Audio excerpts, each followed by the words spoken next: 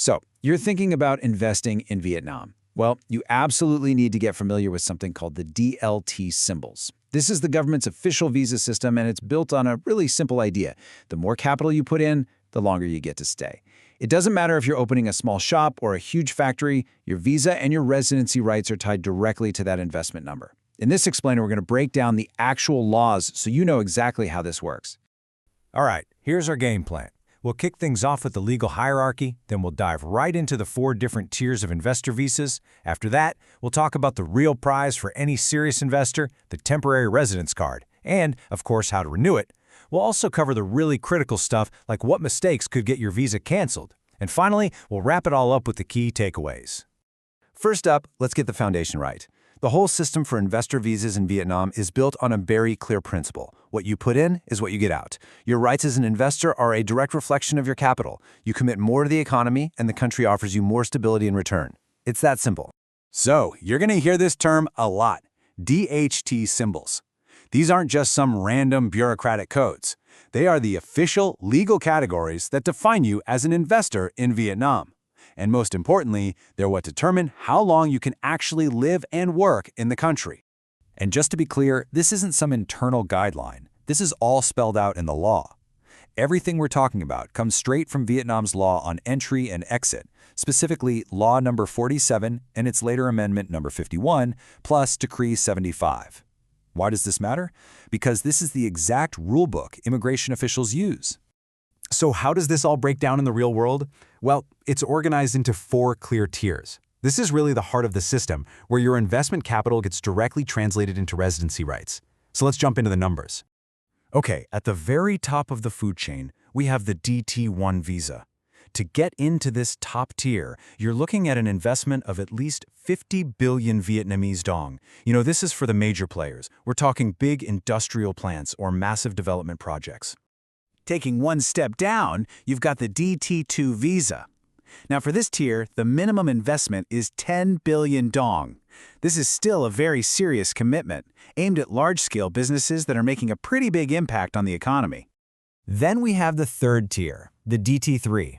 Here, the entry point drops to 3 billion Vietnamese dong. This is where things start to open up for a much wider range of mid-sized investors. Maybe a growing software company or a successful retail business. And finally, at the base level, there's the ＤT4 category.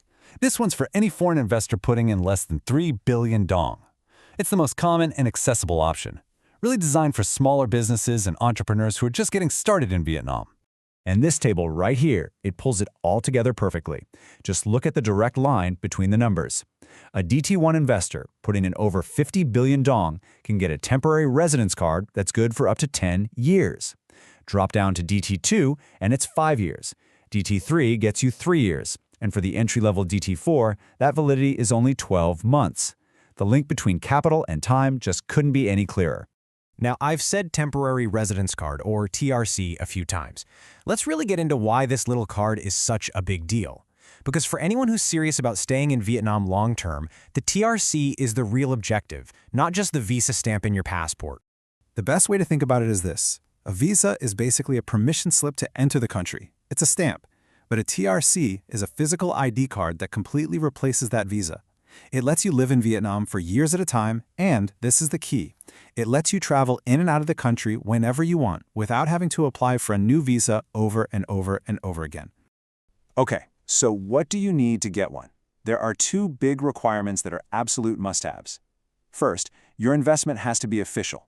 You need to have a proper investment certificate to prove it. Second, and this is a small detail that trips up so many people, your passport has to have at least 13 months of validity left on it at the time you apply. Not 12, but 13. So, getting the card is the first hurdle. But what about keeping it?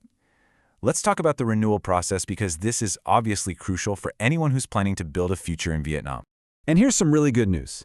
The law explicitly states that as long as you continue to meet the original requirements for your investment tier, there's no limit on how many times you can renew your TRC.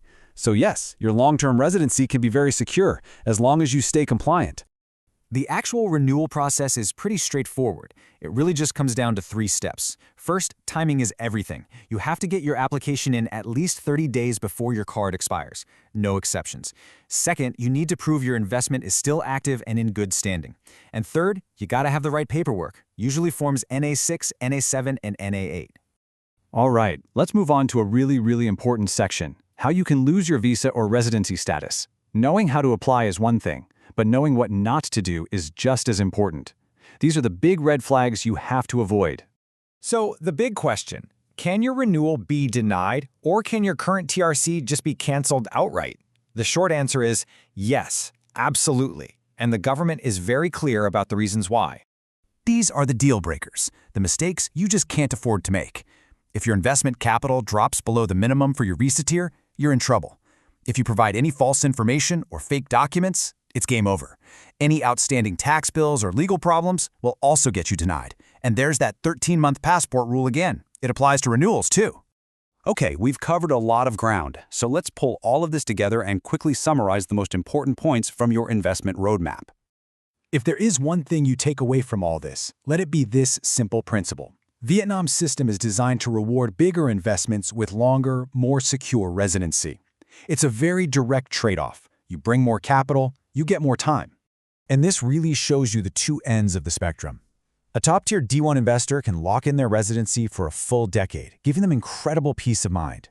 But on the other hand, a smaller D4 investor has to go through the entire renewal process every single year. That's a huge difference in stability. Now, one last critical piece of advice. Rules and procedures can always be updated, so please always check the official sources for yourself. The main immigration portal is at swityapkonggain.gov.vn, and the e-visa portal is at evisa.gov.vn. Go straight to the source to get the latest info. So we'll leave you with this question to think about. Now that you know exactly how the rules work, how capital is directly linked to residency, is the investment strategy you have in mind actually built to give you the long-term future you want in Vietnam? It's something every potential investor really needs to ask themselves right from the start.